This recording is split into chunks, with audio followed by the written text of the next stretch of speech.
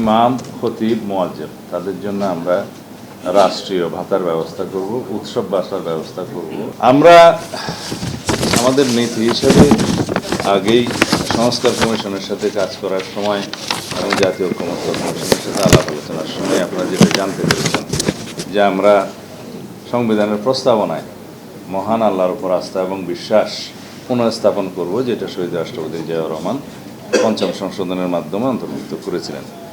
এবং কোরআন সুন্নাহ বিরোধী কোনো আইন আমরা করব না, সেটা আমরা অনেক আগেই ঘোষণা দিয়েছি।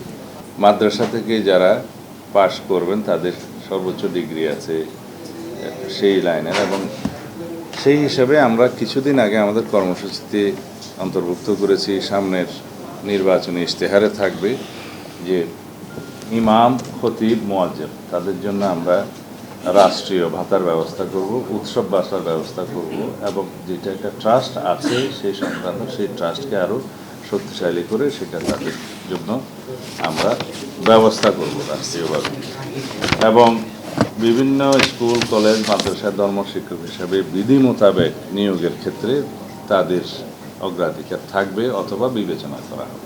সিলভার টিপ কন্ট্যাক্টে তৈরি নিরাপদ ও নান্দনিক ক্লিক সুইচ। নির্ভরতা জীবন জুড়ে।